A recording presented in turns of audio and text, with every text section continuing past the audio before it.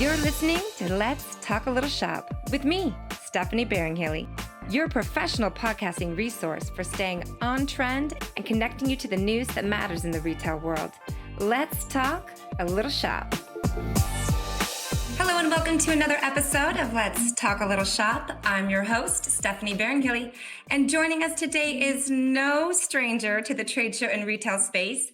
We have the Director of Sales and Business Development, Dane Cohen from Management One. Dane, welcome to the show. Hey, Stephanie, thank you for having me. Very excited to be here during show season. We were just talking a little before we got on that we're going to be in Vegas before you know it. I'm leaving in just a few days. So I cannot wait. So this is good time. Well, I'm excited that you were able to join us, and I did some digging and you've got quite the rap sheet. So you have an extensive background in the retail space, and our viewers were always curious to see, like, where did it start? Where was that first moment that you got put into this amazing world? And I'm going to bet that there was a family member who conned you into it, but then like you learned to love the world. So let's start there. How did you get into this space? Well, the funny thing is my family tried to get me out of it. They did everything they could so that I wouldn't come into the family business. But I'll kind of give you the whole story, but it actually all starts at the trade shows. That was my first career, my first job in the retail industry. I started working actually as a sales assistant at the trade shows at Project and Magic over out in Vegas. So, I really got a bird's eye view of the entire industry there, right? It was this rush of energy every time you're on a show floor and seeing, the retailers, the wholesalers, the press and the editorial that was happening there. And once I got a taste of it all and saw all facets, I was hooked. That was it. Retail was the life for me. And then I kind of jumped around a bit. So I've kind of had my hand in all sides of the business, which I think has been, really interesting because I can speak to a lot of different facets of how this whole process works and see it from both sides. So right after the trade shows, I jumped right over to Helmut Lang & Theory, where I was the director of men's sales. So working on the wholesale side and really building up both an international and domestic distribution for them. So really understanding the ins and outs of how brands sell and what a vendor goes through and how the wholesale ordering and everything that goes into that side of the business. And that is when I finally succumbed and joined the family business. I knocked on the door enough times and they finally let me in. And I spent 7 years with my family business, which was a multi-store location, multi-department store retailer in New York, New Jersey, and Connecticut.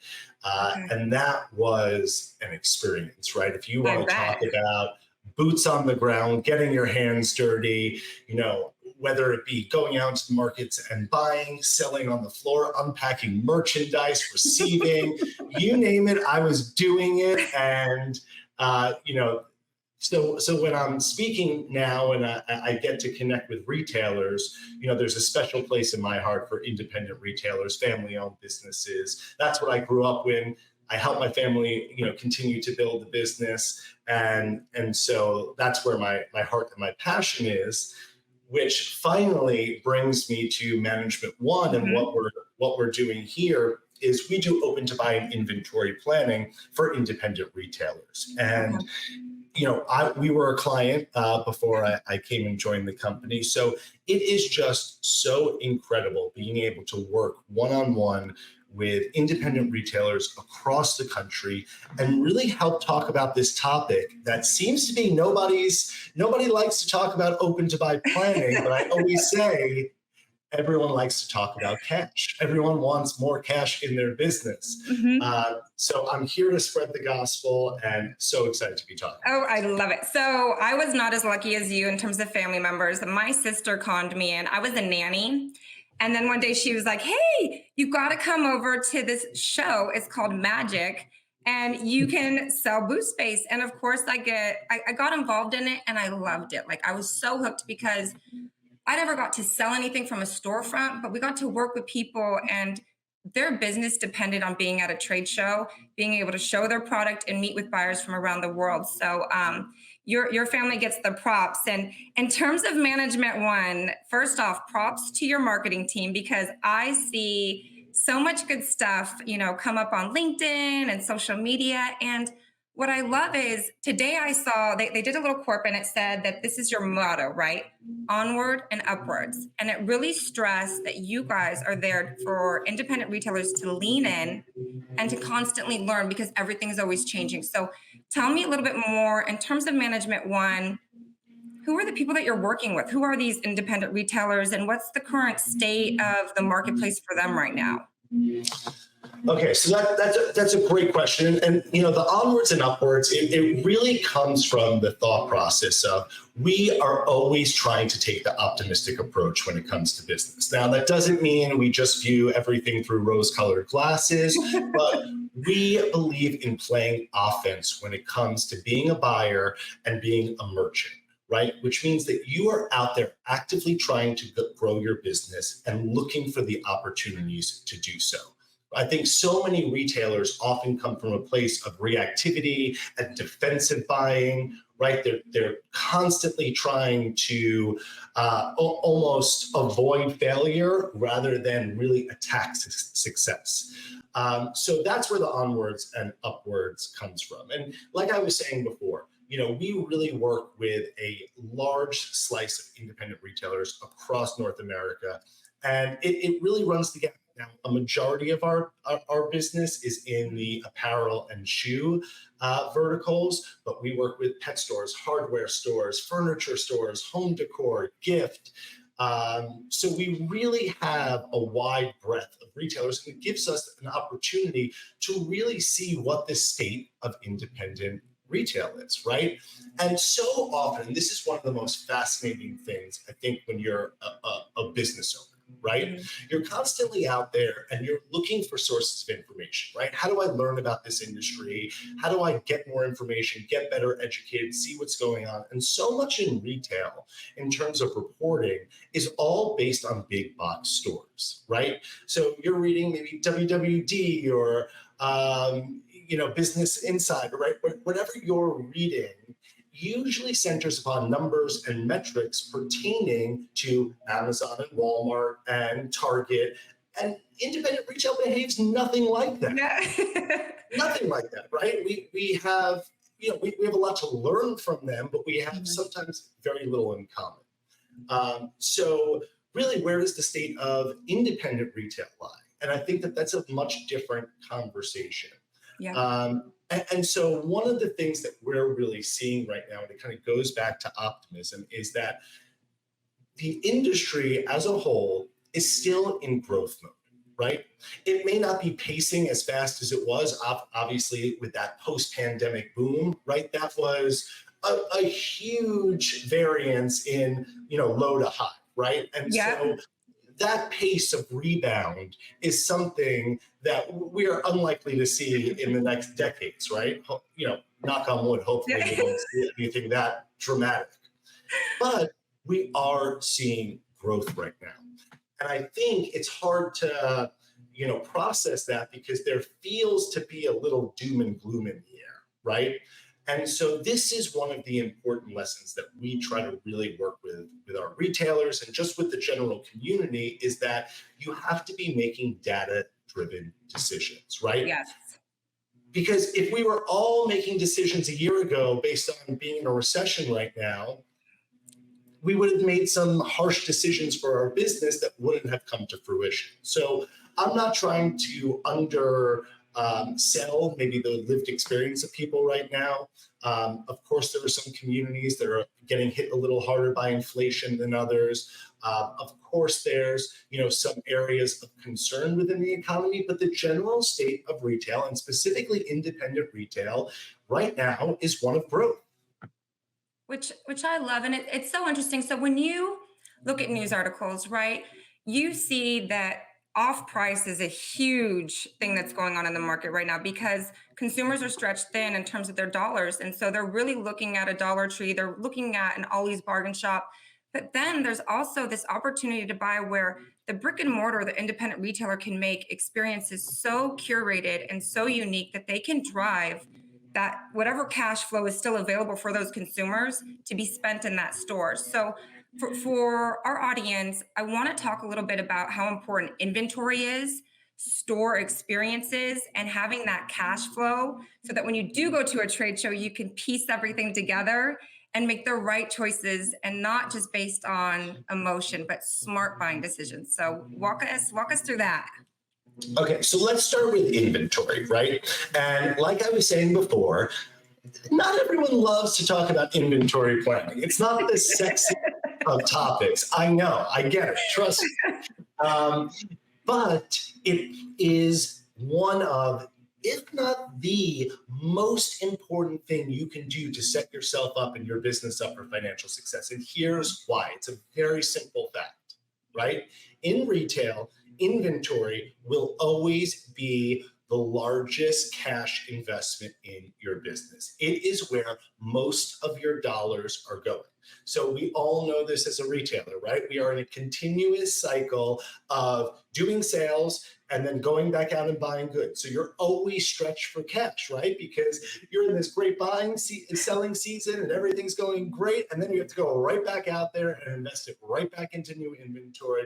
And the cycle is never ending.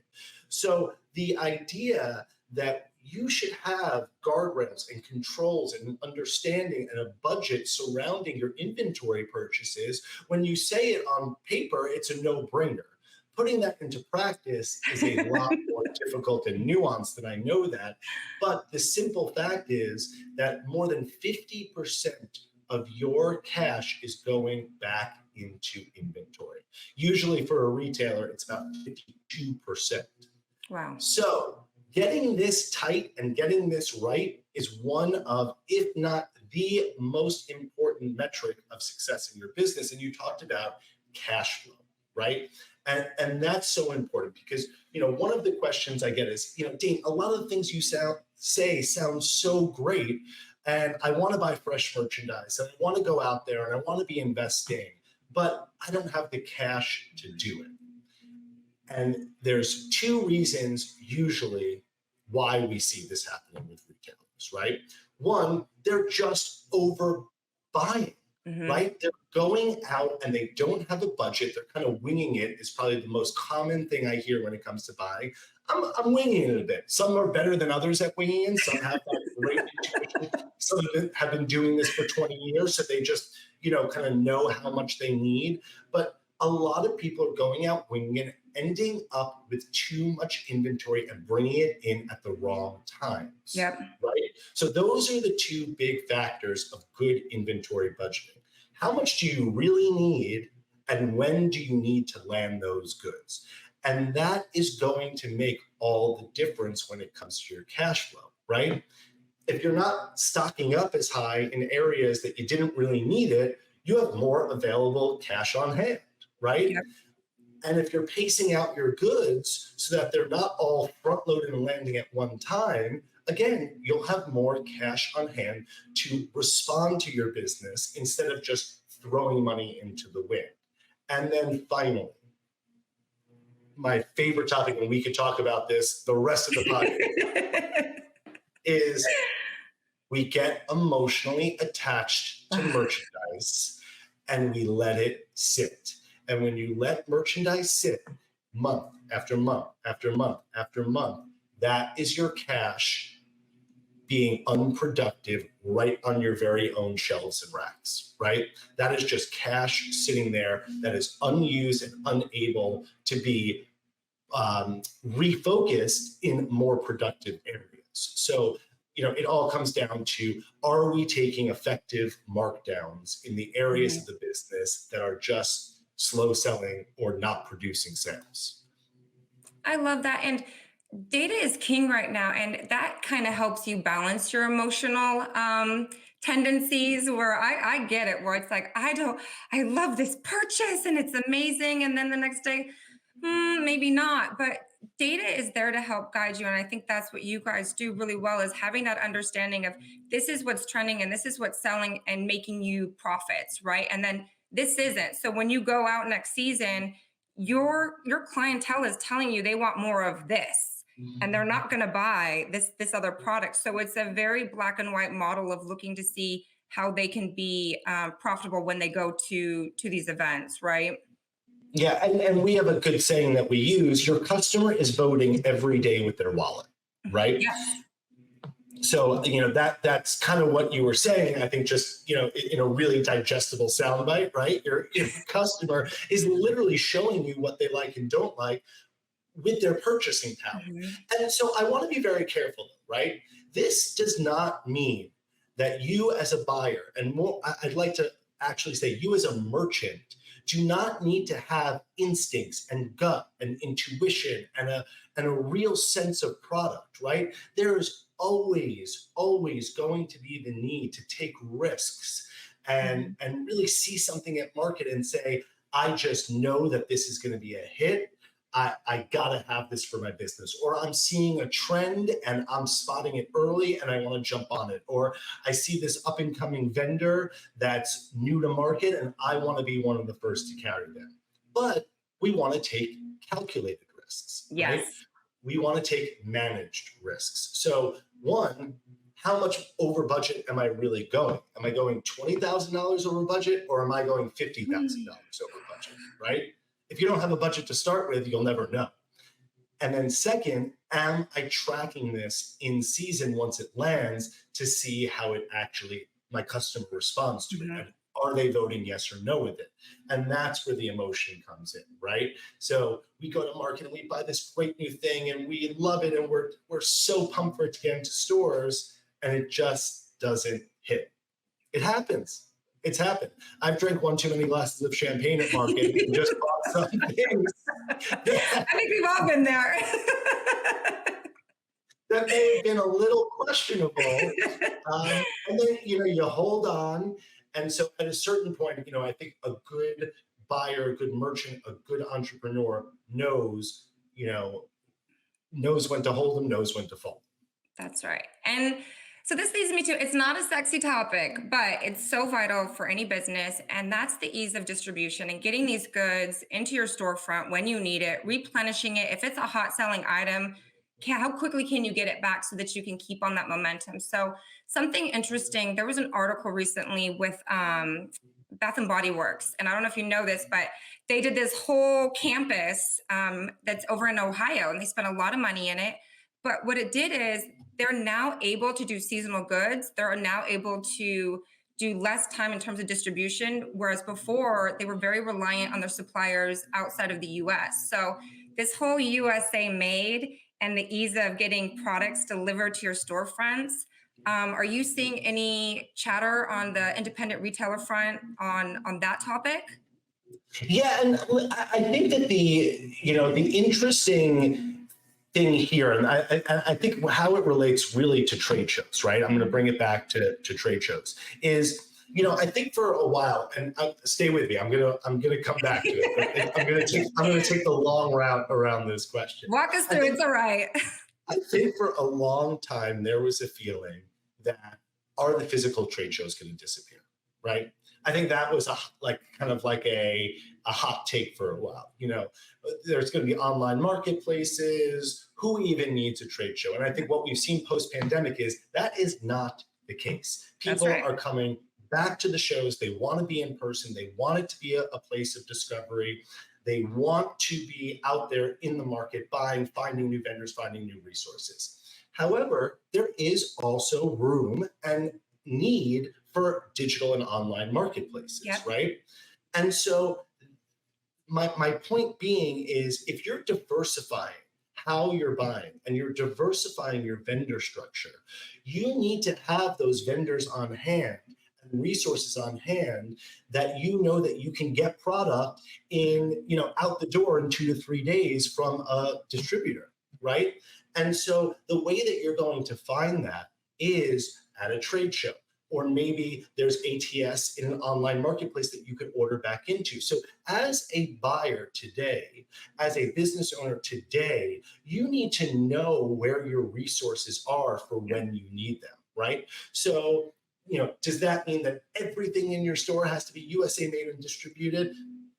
Maybe not. Does it mean that you need a great, viable vendor that can supply you when needed and is ready to, get you some available goods and get it to you quick? Absolutely. And these are the types of conversations you need to be having at the shows so that hey, I got my A guy here, my B guy here, and my backup, vendor ready to go if I need goods immediately.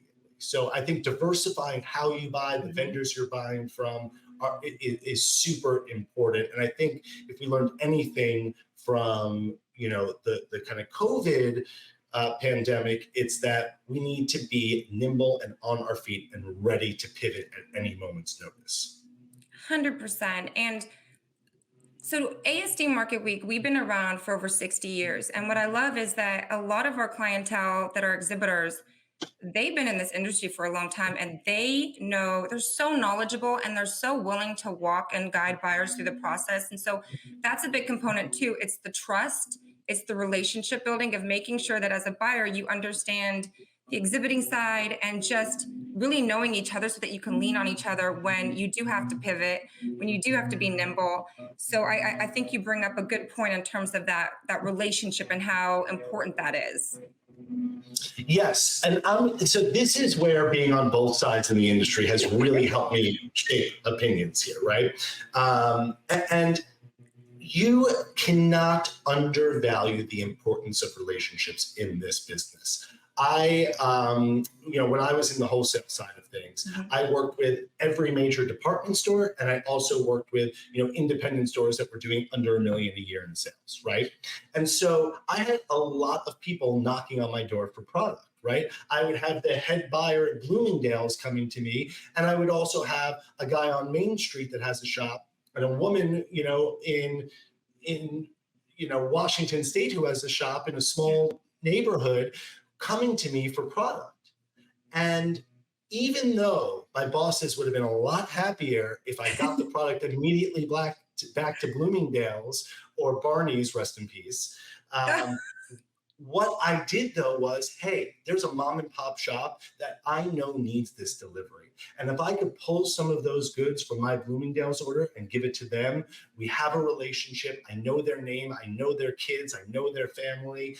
I want to help them out, and I'm going to pull some goods. And you know what? They'll be okay, Bloomingdale's. And so that power of relationship and speaking openly to your vendors, right? Having those open conversations and saying what you need, right? I need this style in stock. It's my hottest seller. I really need it to finish out this month strong. Only thing they could do is say no. Right? Or, hey, you sold me something and it's really not working for me. This style just is really not hitting with my customer. Can we do a swap? Ask for it. You have so much power in this relationship as the retailer, and this is your chance to be the customer, right? You have customers complaining to you all day. It's time that you're the squeaky wheel, and talk to your vendors and tell them what you need and want. And you know what? Again, all that could happen is they say no. But most of the times, if you've created that relationship, they're there to support you and be a partner. And that's key with any relationship. It's transparency, and then it's communication, and then problem solving. So if those three elements are consistently done, there's a good life cycle of business that's going to be developed between, both parties, which is so important. Something that we're seeing at our trade show at ASD Market Week is sourcing. Source Direct is back bigger than ever. And we're seeing all these international clients come through, whether it's Turkey or Indonesia or China. And something different that we're also seeing is we have a section called Source Teak. Super cute and fun, but really what it is, it's for the smaller stores, right? For them to be able to go to this area, this pavilion, and be able to pick up product where you don't have to have the large volume orders that they were accustomed to do previously because COVID changed all of that. So now it's a little bit more, it's easier for some of these independents to be able to make these purchases and try out different factories and stuff like that. So have you ever been to Source Direct or sourcing at Magic? What are your thoughts on that? I can't tell you how excited I am that you just brought this up. And I think that this is a topic where so many retailers are fearful of even having these conversations, right? Because what we've known in like the industry that I grew up in, right? It was if you want to manufacture anything, minimums are in the thousands, right? And it was just always this mentality that's not for me. It's too big for me. I'm too much of a, small fish in a big pond. And the sourcing side of things is just not for me. And it's now 2023. The industry has changed. Tell me the name of the Source Teaks. Source Teak, and it's brand new, and it's so cute. It's so perfect, and it's personable. And there's like a matchmaking desk where you have now people that help guide you, and they take you to the product that you're looking for, and they take away all the discomfort of, you said that you need this quantity, this is the product, we've got a couple of options for you, so let's go meet them and see it and touch the product, and it's so perfect. So this is our launch for August, but we're so proud of it, and we're so happy that we've been able to bring it to market, and we're very curious to see how it performs post-show. Yeah, and again, I think that this is why you go to market, right? You go to market not just for, the physical buying process, you go for the education and learning about new kind of experiences and possibilities within the industry. Private label right now is a genius way for retailers to compete in this economy, right? You're going to have better margins. You control the pricing. You're not competing with, other big box stores. It is your own, method of vertical distribution.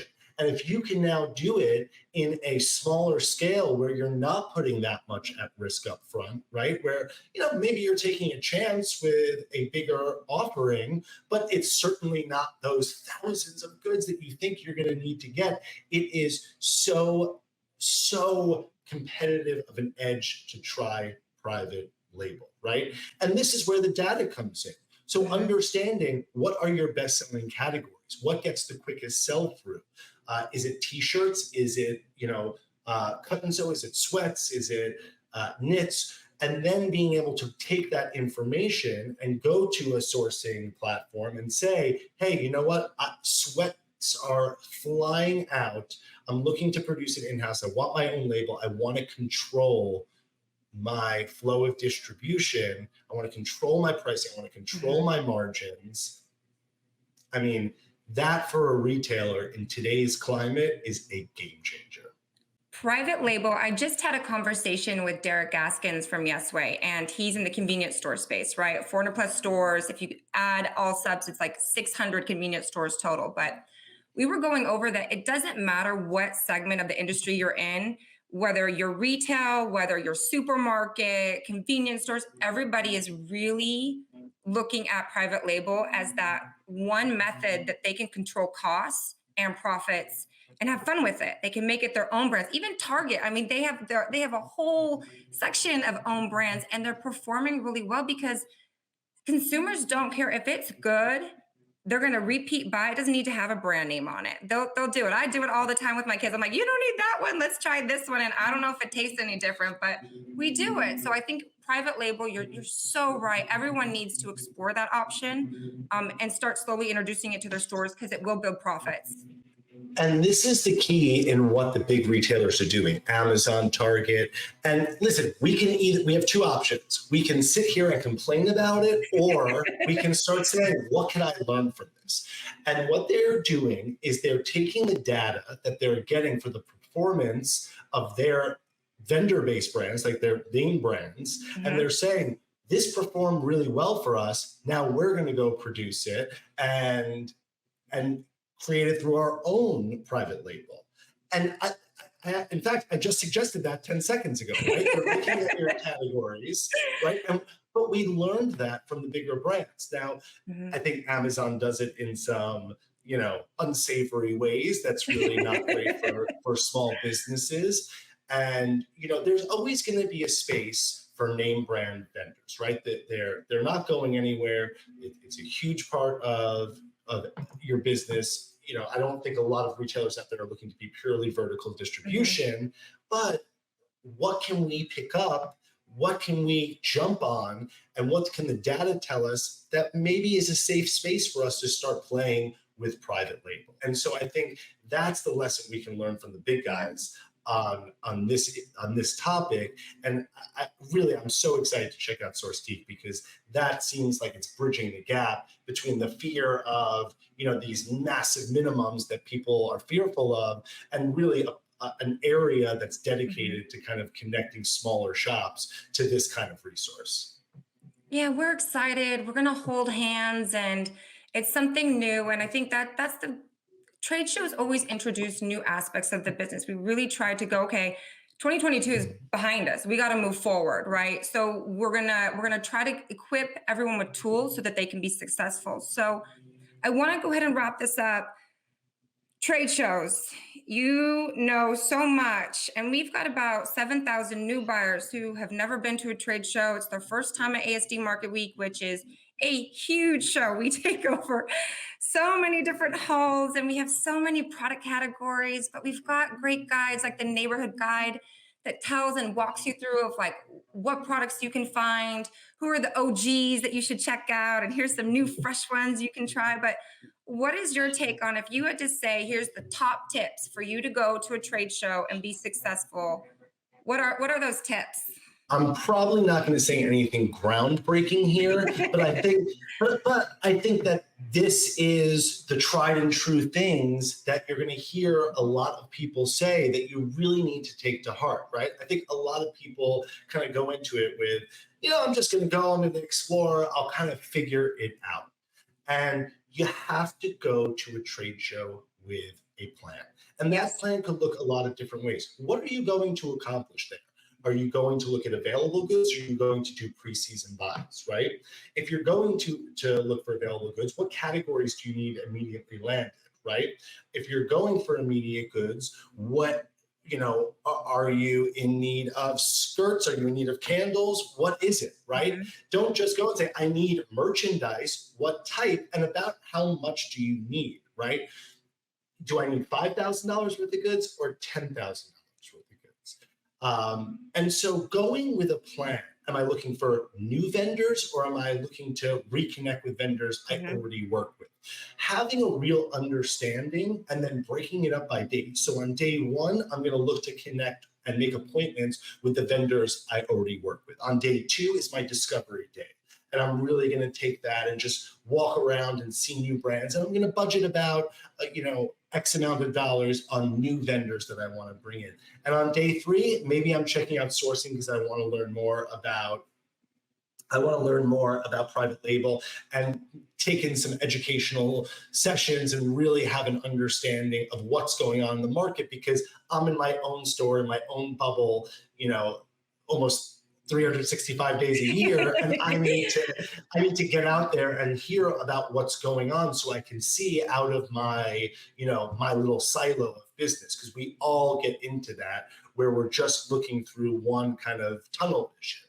And so that would be my biggest tip, right? Really go in and from a dollar perspective and from a mission perspective, what am I going into this trade show for? And then hopefully you're coming out with, hey, maybe you found something else that you've added on along the way, but you gotta satisfy your core mission, because you're spending money to go, you're spending money on merchandise, and you have time away from your business. So you gotta make the best out of those days that you're there. There's so much yes in this. And you know what it also does is it alleviates the pressure or the anxiety. When you come with the plan, there's a plan of action, you have intent and you have a purpose and you know what to do. So it's not as scary as just arriving and being, okay, what am I going to do? And I want to buy all this, but then I have nothing else because I just saw this other cool product. So prep work is so important. And I hope everyone who's listening, there's still time because it's not until ASD doesn't happen until August 20th through the 23rd.